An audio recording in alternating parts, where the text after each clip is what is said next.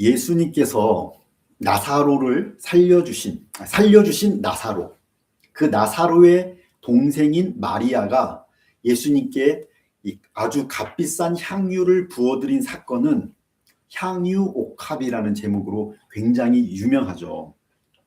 그런데 이 제목이 참 오랫동안 유명해서, 다른 말로 하면 조금 올드해서 다른 제목으로 제가 새로운 제목으로 바꿀까 하다가, 오히려 우리 학생들은 영어가 더 친숙하다 보니까 이런 제목을 들을 일은 또 많지 않고, 그래서 유명한 거니까 그래도 소개를 하고 설명을 해주는 것도 좋겠다라는 생각을 해서 이 제목을 그대로 사용했습니다. 향유옥합.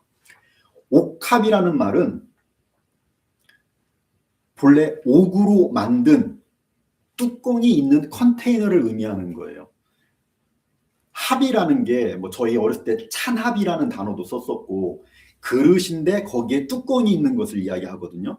근데 지금 향유옥합이라고 할 때는 값비싼 향유를 담을 수 있는, 값비싼 향유에 걸맞는 옥같이 아주 좋은 재질로, 이 당시에는 석고로 그렇게 만들었대요.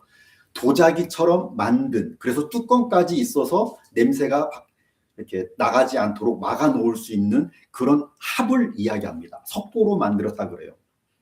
도자기 같은 그런 모습이고 뚜껑이 있는 것이죠. 그런데 향수라고 하지 않고 본문에도 보면 향유라고 했고 제목도 향유잖아요. 그러니까 오늘날에 뿌리는 이런 알코올이 들어있는 향수 같은 경우는 이렇게 저희가 칙 뿌리게 되는데, 이 당시에는 그런 게 아니라 그런 향수보다 농도가 훨씬 진한 거예요. 그래서 이렇게 부어서 바르는 형식인 거죠. 그리고 이거는 기름의 형태였습니다. 오일의 형태였어요. 그러니까 기름 유자, 향유가 맞는 것이죠. NIV 성경을 보시면 이해를 쉽게 하려고 했는지 그냥 perfume이라는 단어를 썼습니다. NIV는. 그런데 ESV를 보게 되면 오인트먼트라는 단어를 썼어요. 오인트먼트면 연고가 되는 거잖아요. 예수님 당시에는 에베소 지역이 그랬던 것 같은데 안약으로 굉장히 유명했다 그러거든요. 근데 이때도 오인트먼트인데 오일의 형태예요. 지금 저희가 쓰는 그런 크림 같은 형태의 그런 오인트먼트, 연고는 아니고 농도가 굉장히 진한 그런 기름의 형태였다는 겁니다. 그런데 본문에 보면 이렇게 진한 이런 향유를 마리아가 한 근을 가져다가 예수님께 부어드렸다 그러잖아요. 고기 한 근은 몇 g입니까? 그 정도는 알아야죠. 고기 한 근은 600g입니다. 그런데 채소나 곡식의 한 근을 사용할 때는 그냥 통상적으로 600g으로 하는 데도 있지만 많은 경우에 400g으로 한다 그래요. 종류마다 한 근도 좀 기준이 달라지는 거죠. 그래서 여기에 쓰인 원어는, 헬라어 원어는 리트라라는 단어거든요. 그래서 1리트라는 327g 정도 된대요.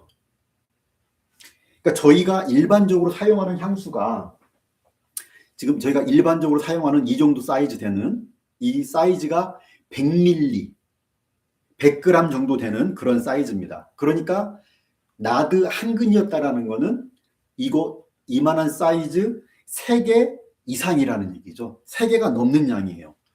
여러분, 이거 가득 찬 거 3개를 제 머리에 부으면 어떻게 될까요? 제 몸을 완전히 적시기에 충분하겠죠. 이거 2개만 부어도 다 젖을 것 같은데, 와, 3개를. 그래서 참고로 향유옥합이라는 이 이야기는 내 복음서에 다 나와 있거든요. 다 나와 있는데 누가복음에 기록된 그 내용만 약간 달라요.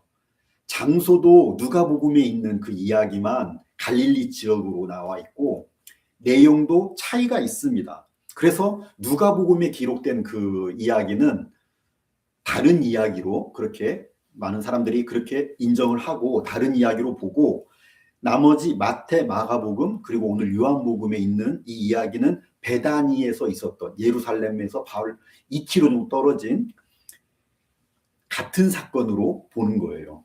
그래서 서로 여기에 있고 저기에 있는 이야기가 서로 보충을 해줄 수 있는 것이죠. 그래서 마태, 마가복음에는 보면 예수님의 머리에 부었다. 기름을, 향유를 그렇게 이야기하고, 오늘 보면 어디에 부었다고 합니까? 예수님의 발에 부었다고 그러잖아요. 그러니까 거의 대부분의 학자들이 서로 동의를 하는 게 붓기는 머리에 부었다. 그런데 그것이 발끝까지 완전히 다 적시고 흘러내린 것이죠. 특히 이 당시에 이제 이스라엘 이쪽에 보면 그림들을 보신 분들 있으시겠지만 잔치하고 그럴 때 사람들이 약간 좀 삐딱하게 앉아 있어요. 거의 이렇게 옆으로 눕듯이 그렇게 앉아서 음식을 먹고 그런 문화가 있었는데, 그렇게 했다면 머리부터 발끝까지 해서 발끝에까지 다 이렇게 부을 수 있는 것이죠. 그러니까 서로 다른 이야기가 아니라 같은 이야기이고, 머리부터 발끝까지 완전히 적실 수 있는 양을 부어 드렸다라는 겁니다. 발에다가만 300ml가 넘는 양을 다 붓지는 않았을 거라는 것이죠. 그런데 그러면 왜 요한복음은 발에 부었다라고 이야기했냐? 특별히 발을 강조하는 거예요. 왜 특별히 요한복음은 발을 강조하느냐? 잠시 후에 설명을 드리겠습니다. 그래서 예수님의 머리부터 발끝까지 진한 최고급 향유가 부어졌고, 그래서 본문에서 온 집안에 향유 냄새가 가득하더라 할 정도가 되었습니다. 그랬겠죠. 그 진한 거를 3통을 다 부어드렸는데. 그러면 2000년 전이잖아요. 2000년 전에 요즘처럼 자주 머리를 감고 샤워를 한 것도 아닐 거고, 또 옷을 막 이렇게 자주 마음껏 갈아입고 그런 것도 아닐 거고, 그렇다면 이 진한 고급 향유가 예수님의 머리카락과 옷에 배어서 예수님의 십자가를 앞두고 있는 그 마지막 일주일 내내 예수님께 향기가 나게, 예수님으로부터 향기가 나게 해드렸을 것이다 라고 짐작하는 한 주석가의 말에도 일리가 있겠죠. 그리고 이 사건에 대해서 마태복음과 마가복음에 보게 되면 예수님께서 이렇게 말씀하셨습니다. 예수님께서 내가 진실로 너희에게 이르노니 온 천하에 어디든지 복음이 전파되는 곳에는 이 여자가 행한 일도 말하여지고 그를 기억하게 하라 그러셨어요. 복음이 전해지는 곳마다 이 여자가 행한 이 일이 다 전해지게 하라. 그리고 기억하게 하라. 이렇게 마무리가 되는 거예요. 예수님께서 이 일을, 마리아를 그만큼 칭찬하신 것이고 축복해 주신 것이죠. 예수님께서 이 최고급 향유가 너무 마음에 들어서 I love it 하면서 그렇게 칭찬해 주셨을 것은 아닐 것이고, 그 정도로 칭찬하시지는 않았을 것이고, 복음이 전파되는 곳마다 이 이야기도, 이 여인의 이야기도 전파되게 하라고 하신, 기억하게 하라고 하신 그 이유가 무엇인지, 왜 이 사건이 중요한지, 저희가 무엇을 배우고 저희에게 어떻게 적용해야 되는지에 대해서 오늘 그 말씀을 나누려고 하는 겁니다. 그래서 먼저 결론부터, 제일 중요한 것부터 말씀을 드리고 시작하자면, 복음이 전해지는 곳마다 모든 예수님의 제자들이 배우고 본받아야 할 게 무엇이냐면 마리아의 헌신입니다. 헌신, devotion. 마리아는 지극히 비싼 향유, 곧 순전한 나드 한 근을 가져다가 예수님의 발에 붓고 자기 머리털로 그 발을 닦으니 향유 냄새가 집에 가득하더라 그랬는데, 이게 향유 이름이 나드예요. 나드라는 식물. 나드는 인도 북부 산간 지역, 그래서 히말라야라고들 많이들 이야기하는데 그 지역에서 생산되는 최고급 향유였고, 인도에서부터 그 중동 지역을 다 지나서 이스라엘까지 수입되던 최고급 사치 수입품이었습니다. 그래서 이게 가격이 워낙에 비싸기 때문에 가격을 낮추려고 다른 것들도 막 섞고 그랬다 그래요. 그런데 오늘 본문에서는 심지어 그 귀한 나드가 순전한 나드였다. 영어 표현해 보면 pure 나드였다고 그렇게 이야기합니다. 그러니까 제일 좋은 것 중에서도 가장 좋은 것, 아무것도 섞이지 않은 최고급 향유였다라는 것을 강조하고 있는 것이죠. 그래서 가격이 얼마였다? 가격이 약 300데나리온이었다. 어찌하여 이것을 300데나리온에 팔지 않았느냐? 1데나리온이 노동자의 하루 일당이라면 300데나리온은 안식일과 명절을 빼면 1년 연봉이 넘는 거예요. 안식일 50번 빼고 이 사람들 명절 한번 세면 1주씩 2주씩 했는데 1년 연봉과 맞먹는 그런 가격입니다. 저희가 편의상 계산을 쉽게 하기 위해서 일당이 100불이다. 한국 돈으로 10만 원이다. 예를 들어 그렇게 이야기하면 3만 불, 3천만 원짜리를 지금 부어드렸죠. 3천만 원이면 한국차 그 아반떼라고 하는, 여기서는 엘란트라라고 하죠. 그 정도는 살 수 있지 않을까요? 예전에는 샀어요. 지금은 뭐 더 비싼지 모르겠지만 예전에는 사고도 남았어요. 그런 차 한 대 가격의 그런 향유를 예수님께 부어드렸다고 하는 거죠. 그래서 이것을 적용할 때 하나님께 드릴 때는 우리가 제일 비싼 것, 가장 좋은 것만 드려야 합니다. 이렇게 적용하기는 무리가 있습니다. 왜 그럴까요? 그렇게 되면 그거 못 사는 사람들은 못 드린다는 얘기가 되잖아요. 그렇죠. 가난한 사람들, 없는 사람들은 하나님 앞에 헌금 못 합니까? 헌신 못 합니까? 그건 아니죠. 그러니까 내가 드릴 수 있는 최고의 것, 항상 헌신은 내가 드릴 수 있는 최상의 것을 최선을 다해서 드려야 한다는 거예요. 율법적으로 제사를 드릴 때도 저희가 제일 잘 아는 게 양이잖아요. 양을 잡아드렸잖아요. 하지만 꼭 양만 잡아드려야 되는 게 아니에요. 자기 형편에 맞게 비둘기를 잡아드리기도 했어요. 율법에 그렇게 이야기했습니다. 성경에 보면, 복음서에 보면 예수님의 부모님 마리아와 요셉이 예수님을 위해서 비둘기를 바쳤다라는 기록이 있거든요. 비둘기도 괜찮은 거예요. 그러니까 비싼 양이나 황소를 드리면서 마음은 딴 데 가 있는 것보다 비둘기를 드려도 진실된 마음으로 정성을 다해서 드리는 것을 마음을 보시는 하나님께서는 기뻐하시는 거죠, 당연히. 저희가 2렙돈을 드렸던 과부를 예수님께서 칭찬하신 걸 봤잖아요. 2렙돈이면 데나리온을 100불, 그렇죠? 한국 돈으로 10만 원이라고 생각하면 한 렙돈은 1달러, 캐나다 달러. 한국 돈 1,000원이에요. 2,000원, 1불, 2불을 드려도 우리가 정성껏 드리고 마음을 다해서 정말로 드리면 하나님은 그걸 기뻐하시는 거죠. 가장 중요한 건 그거라는 거죠. 마리아는 자기가 드릴 수 있는 가장 좋은 것을 드린 거예요. 그게 헌신이에요. 그 금액을 떠나서 자기가 드릴 수 있는 가장 좋은 것을 드렸어요. 그걸 어디서 저희가 또 확인할 수 있냐면 예수님께서 그걸 드린 다음에 향유가 발끝으로 흘러내리니까 자기 머리카락으로 다 닦아드리잖아요. 거기에 이 향유를 드린 마리아의 태도, 그녀의 마음이 드러나 있는 겁니다. 그녀는 자기 자신을 드린 거예요. 자기 자신을 완전히 예수님께 자기 자신을 헌신한 겁니다. 향유만 드린 것이 아니라 향유는 그것이 표현된 것일 뿐이죠. 2000년 전에 이 지역에서 여인들은 절대 외부 사람들 앞에서 머리를 풀지 않았어요. 그건 욕먹는 짓이에요. 그건 스스로 욕되게 하는 짓이에요. 금지되어 있습니다. 그래서 또 남의 발을 씻어주는 거는 노예들이 하는 거죠. 종들이 손님들 오셔도 발을 씻어드리는 거죠. 그런데 그걸 마리아가 지금 다 한 거죠.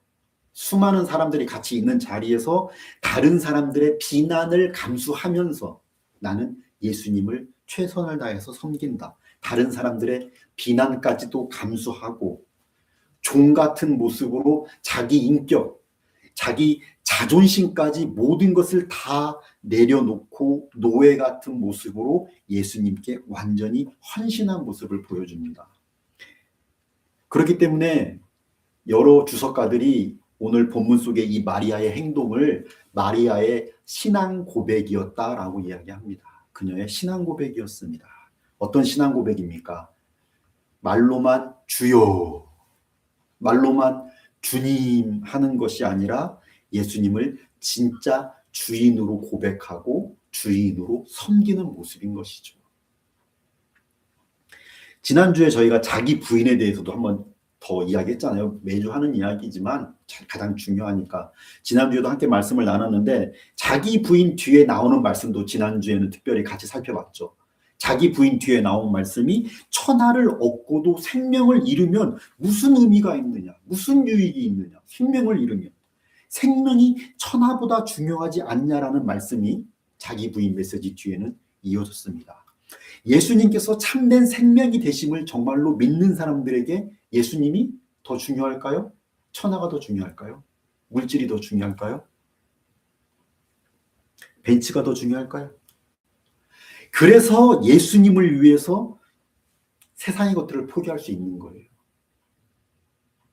세상의 것들보다 예수님이 생명 되시고 예수님이 메시아 되심을 정말로 믿기 때문에, 거기 천국이 있다는 걸 알기 때문에, 그래서 예수님에게 헌신할 수 있습니다. 예수님만이 진정한 길이요 진리요 생명인 줄 믿는다면 300데나리온의 향유뿐만 아니라 더한 것도, 아니 마리아처럼 자기 자신을, 내 삶을 드릴 수 있다라는 겁니다. 예수님의 가르침이죠. 예수님께서 그래서 이 이야기를 제자들에게는 전하라고 하신 거예요. 예수님만 그런 것이 아니라 사도 바울이 그랬다고 제가 계속 강조했잖아요. 로마서 11장까지 복음을 이야기하고 복음에 대해서 11장까지 가르치고 12장 1절에 실천적인 모습으로 들어오면서 첫 번째 12장 1절에서 바울이 강조했던 것이 너희 몸을 하나님이 기뻐하시는 거룩한 산 제물로 드리라. 14장에서는 그래서 또 뭐라 그랬습니까? 지난주에 같이 또 봤죠. 14장에서는 우리 중에 누구든지 자기를 위하여 사는 자가 없고 자기를 위하여 죽는 자도 없도다. 우리가 살아도 주를 위하여 살고 죽어도 주를 위하여 죽나니 그러므로 사나 죽으나 우리가 주의 것이로다. 아멘. 여러분 아멘입니까? 이것이 성도의 고백입니다. 이것이 기독교의 신앙입니다. 사나 죽으나 예수 그리스도께서 나의 주인이시다. 생명이시다. 이것이 기독교예요. 누구도 완전할 수는 없지만 부족함을 인정하니까 저희들이 말한 이 방금 읽은 이 고백대로 실천하기 위해서 힘쓰는 것이죠. 그렇게 힘쓰면서 더 이런 모습이 진실로 더 되어가고 그렇게 더 자라가고, 그것이 진짜 참된 성도의 표지라니까요. 표지. 완전해서 성도의 표지가 아니고 교회 다니면서 돈 많이 벌었으니까 똑똑하니까 그 세상적인 거잖아요. 다. 그게 표지가 아니고 성도의 표지는 주님을 닮아가고 주님을 섬기고 헌신하는, 거기에 성도의, 참된 성도의 표지가 있는 것이죠. 그게 사인이에요. 그렇기 때문에 마리아가 보여준 이 헌신을 복음이 전해지는 곳마다 마리아의 이 이야기도, 이 헌신도 전해지게 하고 모든 제자들은 마리아를 닮게 하신 것이죠. 멋지지 않습니까? 오늘 본문에 보면 그런데 이런 마리아와 완전히 반대되는 모습의 인물이 또 등장을 하게 되죠. 너무나 유명한 그 인물, 제자 중에 하나로서 예수를 잡아줄 가룟 유다가 있었다. 가룟 유다는 자기 유익을 위해서 예수님을 이용하려고 했고 안 되니까 결국에는 예수님을 팔아버리는 거죠. 그래서 오늘 본문에서도 사도 요한이 이렇게 이야기했습니다. 그는 도둑이다. 그는 도둑이라. 그렇게 기록하고 있습니다. 돈꾀를 맞고 거기 넣는 것을 훔쳐갔다. 마태복음과 마가복음에도 이 마리아 이야기, 거기에는 마리아라고 이름은 나오지 않아요. 그런데 이 향유 옥합 이야기가 끝나고 바로 이어서 마리아의 모습을 보여주고 가룟 유다는 대제사장들을 찾아가서 예수님을 파는 이야기가 나와 있습니다. 똑같이 대조를 시켜놓은 거예요. 12 제자 중에 한 사람으로 예수님을 따라다녔지만 3년 동안 따라다녔지만 유다는 결국 예수님을 버리고 세상을 택한 사람의 대명사가 됐죠. 생명을 버리고 물질을 선택한 사람의 대명사가 됐습니다. 그렇게 12 제자 중에 하나였던 유다는 예수님께서 다시 오실 그날까지 복음이 전해지는 모든 곳에서 유다를 배신자로 알게 되는, 그렇게 기록이 됐죠. 유다는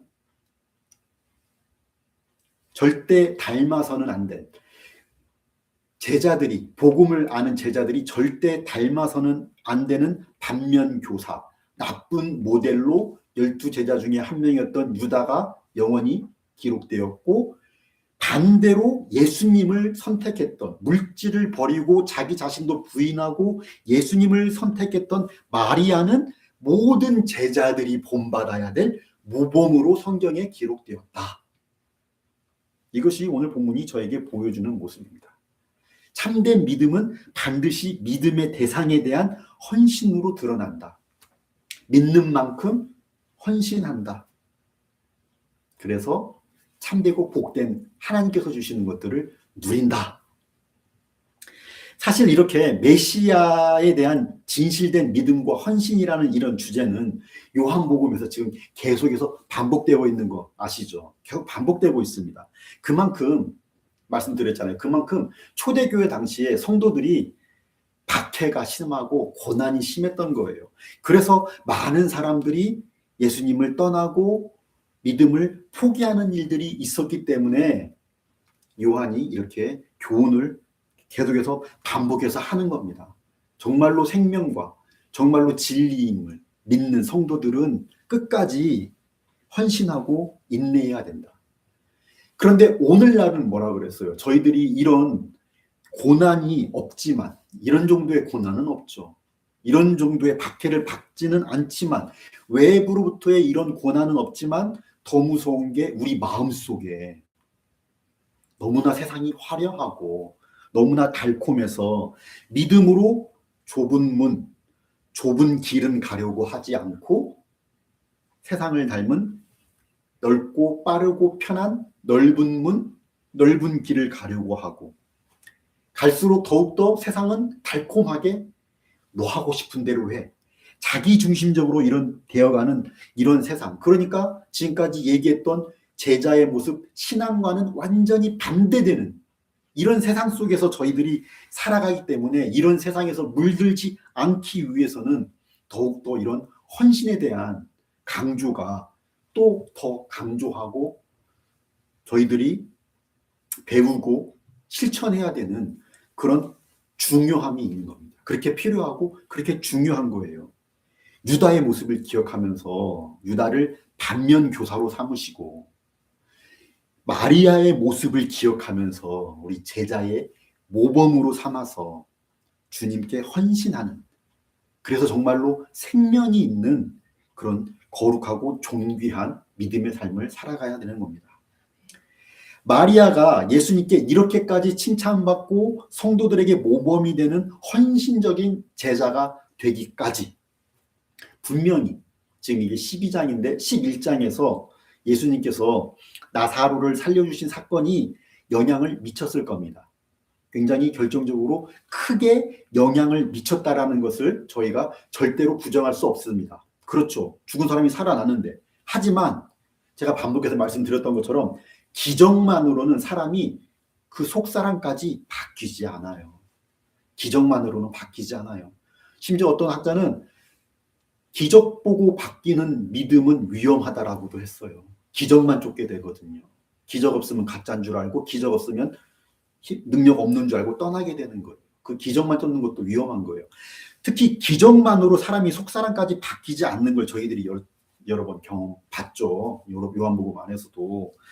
나사로의 부활을 목격한 것이 마리아만 봤습니까? 거기에 좁은 하루 왔던 수많은 사람들이 봤고, 마르다도 봤고, 예수님을 이렇게 팔아버리는 유다도 봤어요. 12제자도 다 봤고 유다도 다 봤어요. 죽어서 냄새나는 나사로가 다시 살아나는 걸 유다도 봤어요. 하지만 안 바뀌었어요.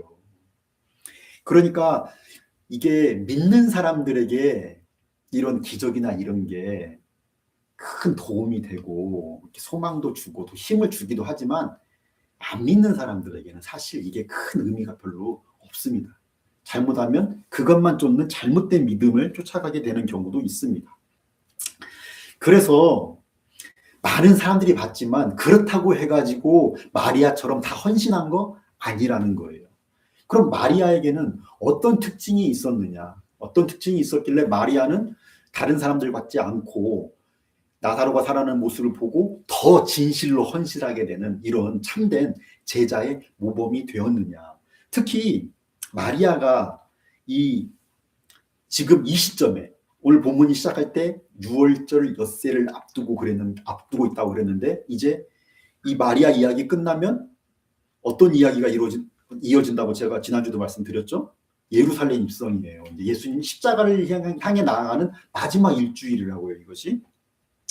그래서 예수님께서 이 사건에 대해서 뭐라고 하셨냐면 마가복음을 보게 되면 특별히 그는 힘을 다하여 내 몸에 향유를 부어 내 장례를 미리 준비하였느니라 그랬습니다. 예수님이 마리아가 향유를 부은 이 모습을 예수님의 장례를 미리 준비한 것이라고 그렇게 말씀하셨습니다.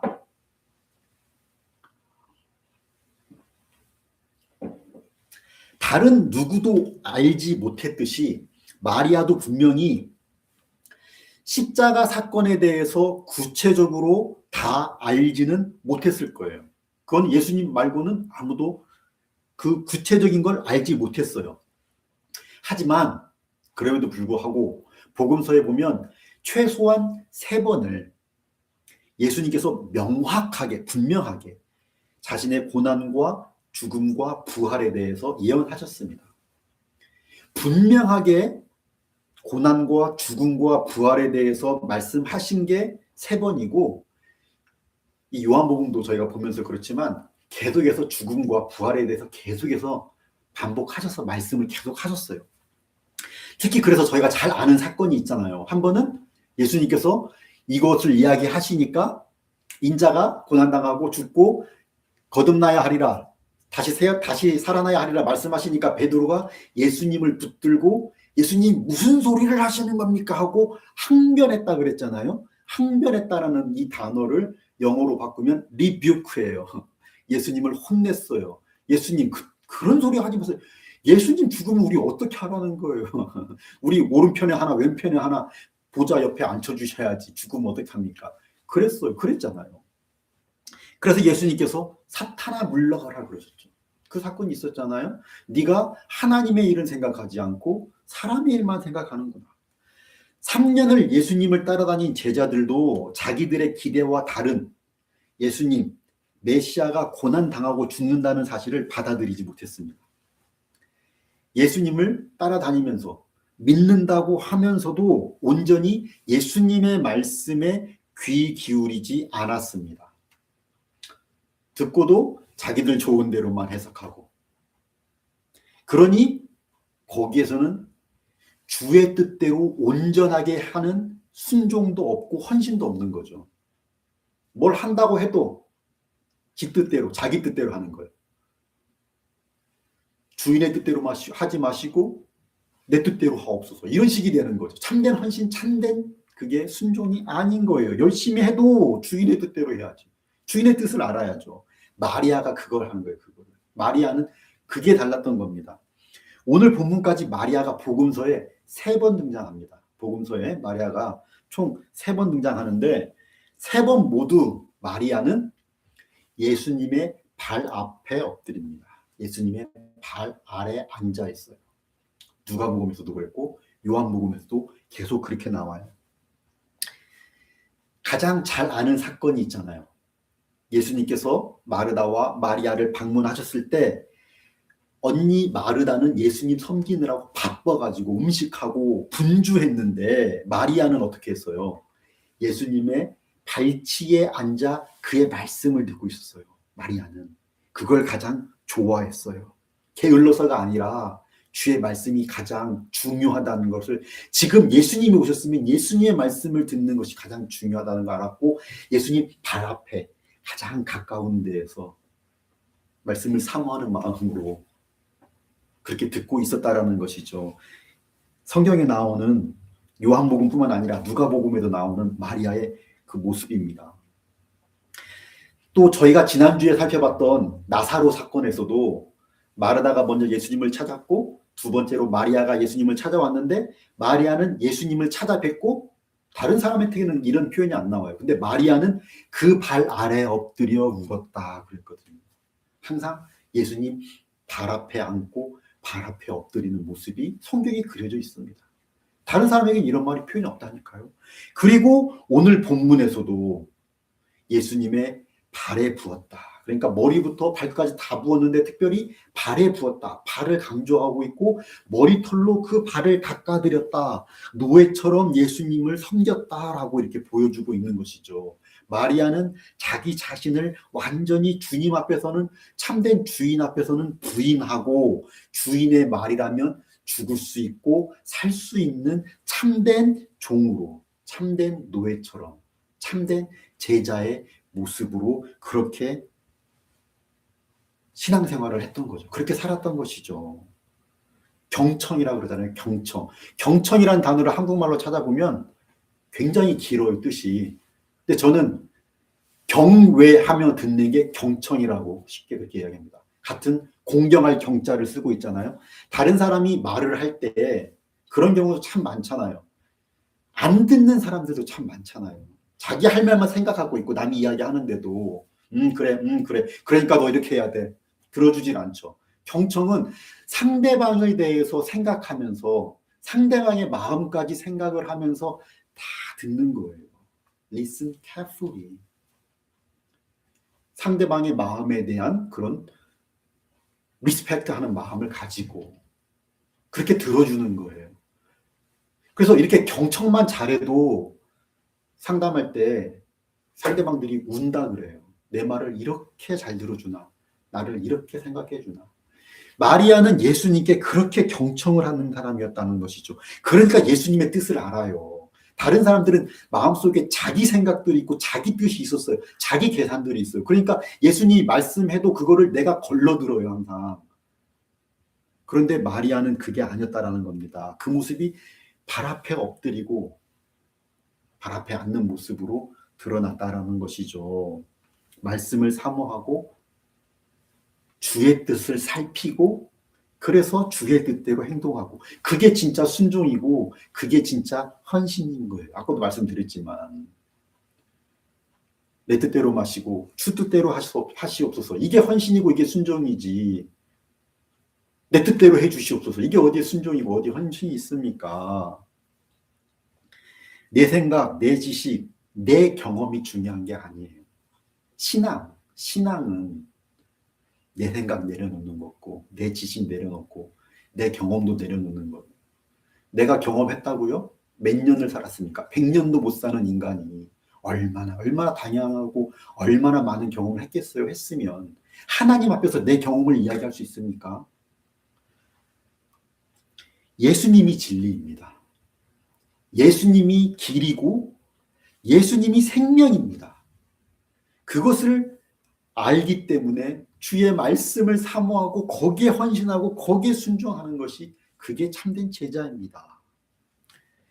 그래서 예수님이 최소한 말씀드린 것처럼 3번을 분명하게 죽음과 부활에 대해서 말씀하셨는데 그 사실을 그것을 예수님 말씀대로 믿고 기억해서 예수님의 장례를 준비한 사람은 성경에 마리아밖에 없어요. 다른 사람은 없어요. 한 명도 없어요. 마리아만 그렇게 준비를 했어요. 예수님께서 복음이 전해지는 곳마다 이 마리아를 기억하고 본받으라고 하실 만한 거죠. 참된 제자의 모습이에요. 저희가 하나님의 뜻을 알고 구별하기를 원하잖아요. 막 그래서 서점에도 다양한 하나님의 음성을 듣는 법 해가지고 그런 책들도 많고 그런데 아니요. 마리아를 묵상하시고 마리아에게 배우면 됩니다. 그렇잖아요. 저도 집에 그런 책 하나도 없어요. 마리아가 항상 예수님 앞에서 겸손한 심령으로 그 발 아래 엎드렸듯이 내 자신, 내 거 내 지식, 내 생각 다 내려놓고 하나님의 말씀을 겨우 내 생각으로, 겨우 내 지식으로, 겨우 내 경험으로 판단하고 평가하려고 하지 말고 겸손하게 듣고 순종하려는 그런 자세가 필요합니다. 그럴 때 저희가 하나님의 뜻을 깨달을 수 있고 이해할 수 있고 진실된 참된 모습으로 헌신하고 순종할 수 있습니다. 자기 열심이 아니라 하나님의 뜻대로 그렇게 헌신하고 그렇게 순종하면서 입으로만 주여 주여 하는 자가 아니라 주의 뜻대로 행하는 착하고 충성된 종, 하나님의 뜻이 하나님의 종들, 천사들을 통해서 하나님의 뜻이 하늘에서 이루어진 것 같이 이 땅에서 그렇게 하나님께 순종하고 헌신하는 하나님의 사람들을 통해서, 하나님의 일꾼들을 통해서 이 땅에서 이루어지고 그렇게 하나님의 나라가 이 땅에 임하게 되는 그런 모습으로 섬기는 저와 여러분이 되시기를 간절히 축복합니다. 함께 기도하겠습니다. 언제나 사랑과 은혜가 풍성하신 하나님, 아무런 자격도 능력도 없는 저희를 구원하여 주셔서 하나님의 자녀로 삼아주시고 영생을 주심을 감사드립니다. 저희가 이 세상에서 살지만 하나님의 자녀로 하나님의 사람들답게 살기 위해서 하나님의 말씀에 더욱더 겸손하게 귀 기울이고 주의 뜻을 찾고 구할 수 있도록 성령으로 저희들 심령들을 붙들어 주시고 인도하여 주시옵소서. 입으로만 주여 주여 하는 자들이 아니라 참되고 유일한 길이요 진리요 생명이신 주님께 온전히 헌신해서 각자 보냄받은 그 자리에서 가장 거룩하고 가장 값진 그리스도인의 삶을 살아가게 하여 주시고 그렇게 이 땅에서도 영생의 능력을 맛보고 누리고 세상에도 전하며 생명들을 구원하는 존귀한 하나님의 자녀의 삶을 살아갈 수 있도록 저희들에게 모든 지혜와 능력을 더하여 주시옵소서. 이 일을 위하여 우리를 구원해 주신 예수님의 이름으로 기도드립니다. 아멘.